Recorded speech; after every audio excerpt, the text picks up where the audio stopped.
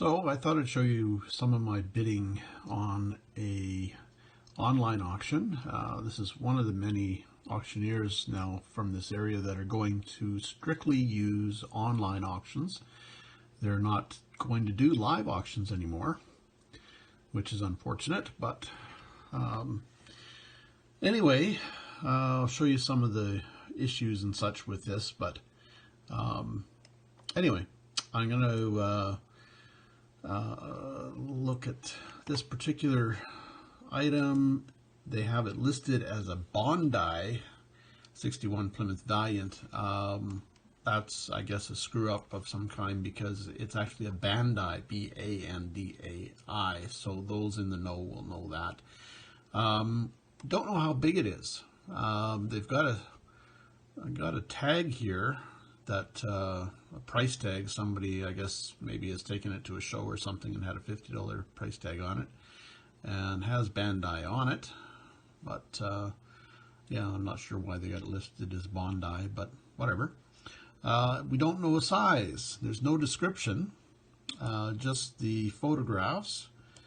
So yeah, not even a ruler, which is unfortunate because we don't know what size it is, and a lot of these toys come in different sizes or came in different sizes. So this might be a 6-inch or 12-inch or 2-footer. Who knows? It's unknown. Probably a small size one by the looks of the price tag that they've got tied to it, though. So yeah, not going to bid on it. And why am I not going to bid on it? It's only 15 bucks. Well, retail value on these is about $30 US in nice condition. This one isn't particularly nice. $15 Canadian is probably about what it's worth. So yeah, I'm not going to bother bidding on it.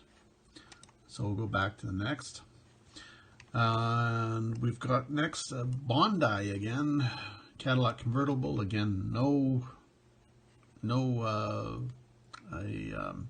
ruler or anything, so we still don't know how long it is.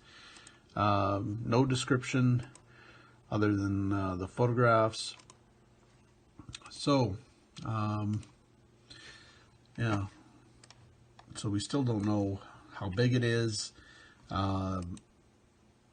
I suspect by the little tag on the end here, I know that this particular auction house uses tags that are about this big and this big. So these tags kind of give me a bit of an idea on what size it is, but still tough, and condition's not great. Again, it's only at 10 bucks, but it's probably worth 25, maybe 30. Just not in great shape, unfortunately, this particular one. So we're just going to leave it alone. Not going to bother. I don't want to end up with it. There's a Chevy Corvair 4-door, friction drive, etc., etc. Again, limited photos. It's tough to see if there's even a maker's mark on this one to decipher who made it. Has automatic wipers, which is kind of cool, but it is missing one, and condition again isn't that great. And this Corvair is worth about $35, $45 in nice condition, so it's only at $10, but again, what am I going to make on it if it's a $20 toy? Here's one for parts, driving school toy car, but it's pretty much parts. It's just not in great shape. It's a Marks, missing some of the key pieces, of course, the roof or the pillars or whatever that were supposed to go on it. Not working, and this style is sealed along the edges, so they're very difficult to repair without damaging the car. So it's not got a bid.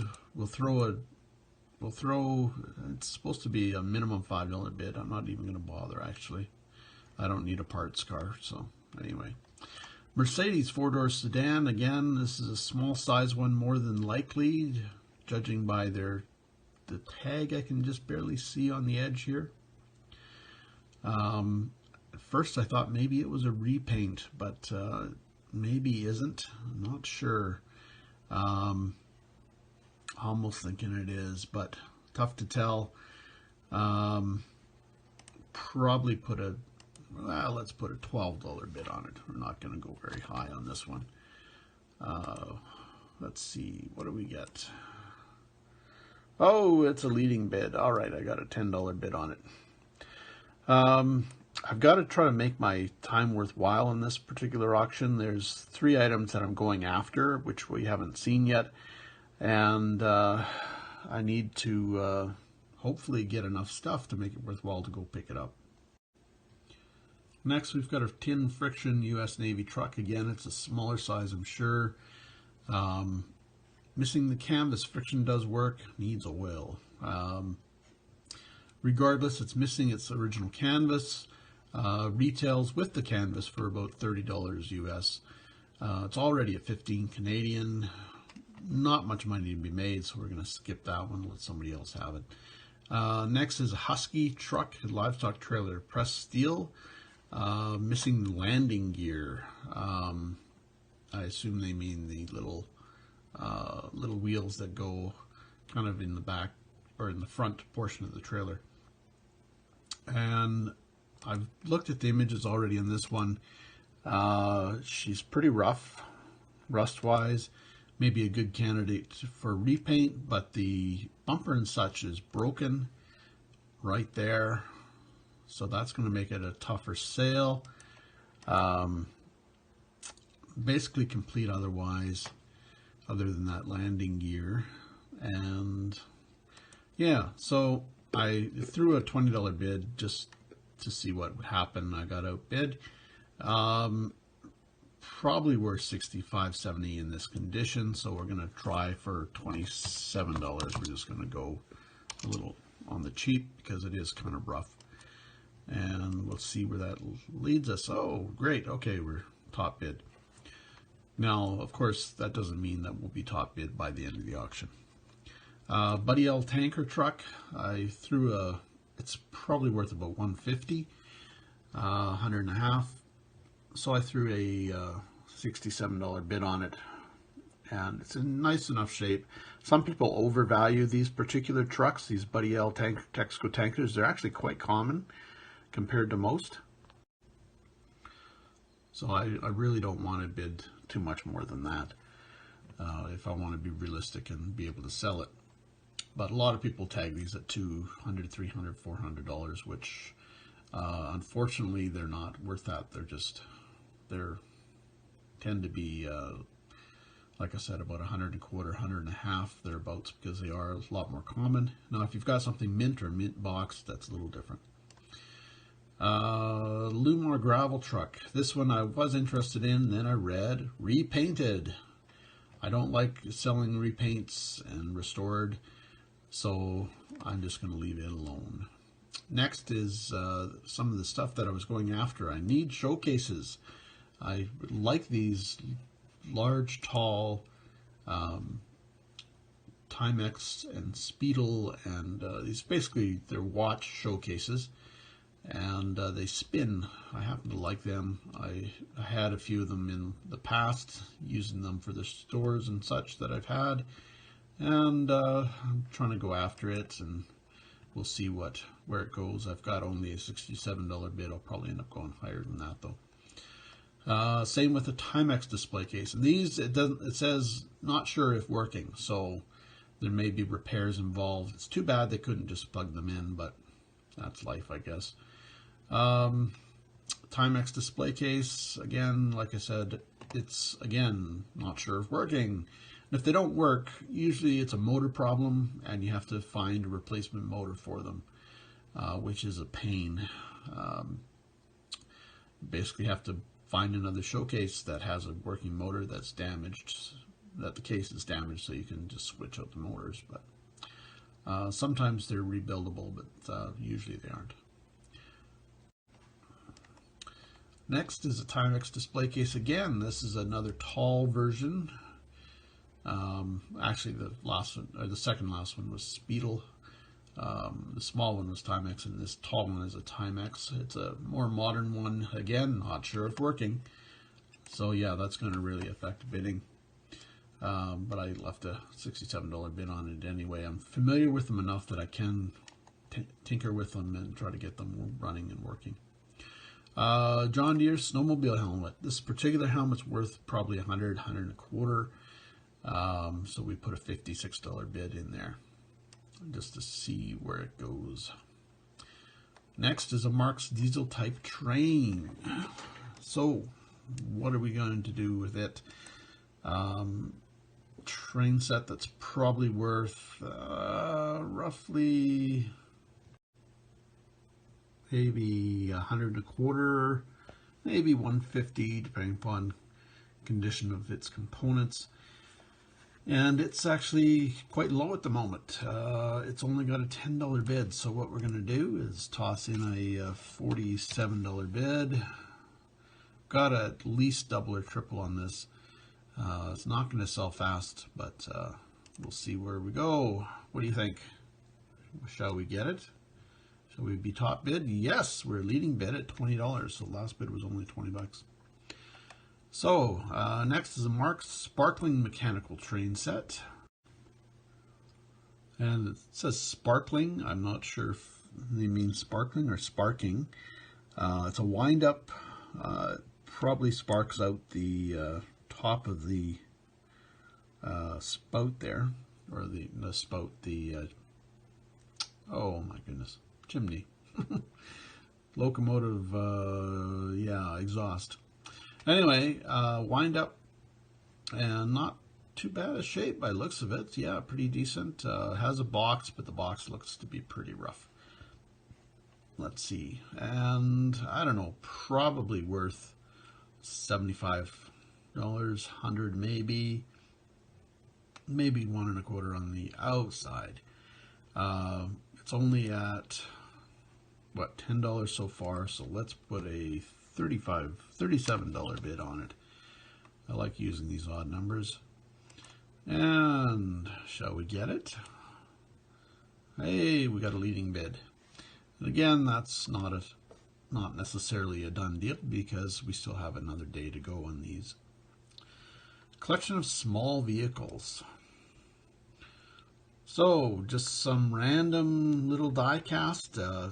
They don't say what it is other than Model T, steam engine, and tractors. They could be Lesney, they could be anything. It could be made in China. So without seeing what they are, a little tough to tell. But for $5, let's take a flyer on them at $10 and place the bid and hope that's more than, or hope we don't get just those. Let's see. And we have a leading bid at $10. So yeah. One kind of issue I have with some of these auctioneers that are doing these auctions is they're kind of sloppy. Things like Dinky, D-I-N-K-E-Y, that's going to prevent a search engine picking up D-I-N-K-Y for a collector that's searching for Dinky toys, unless they're searching for the misspelled version of like this. So yeah, a lot of people don't want to scan through all of the auctions just to find the items they're looking for. They do a search, and the search is reliant on keywords. So when you've got Dinky, it makes it really difficult to for a collector to find that item. So misspelling things doesn't help. It helps you, or as the buyer, if you're scanning through all the listings, because that auction isn't, or that listing isn't going to get as much action as it normally would, or more than likely anyway. Another thing you've got to really watch for is when there are price tags on things. Know what you're bidding on. This particular listing, for example, says that this Dinky toy, Studebaker, tanker truck is worth $150 to $175 according to this handwritten price tag. Unfortunately, that's not accurate. In that particular condition, you're looking at a $25 to $35 dinky toy, maybe, and not easy to sell. So you cannot really bid by those price tags. You got to be really careful about handwritten price tags, and this applies to shop liquidations and that sort of thing. Know what you're buying, know what you're bidding on. So once the auction gets a little closer to the end, I'll do some more bidding just to see what I can get. I've got to make this trip worthwhile. It's an hour away, so it's a 2-hour round trip to pick this stuff up, so it's really got to be worthwhile to go pick up the stuff that I did win. So we'll see what we won in the next video. So look for part 2 of this video, and you'll see in that video what I've won and whether it was worthwhile or not. So yeah, check out our other videos on antiquing, picking, thrifting, scrapping, etc. And be sure to like and subscribe and comment below. Hopefully you enjoyed the video, folks. If you want more of this video, do comment and let me know of this type of video, that is. And I'll do more of them. All right. Again, thanks for watching. Take care, folks.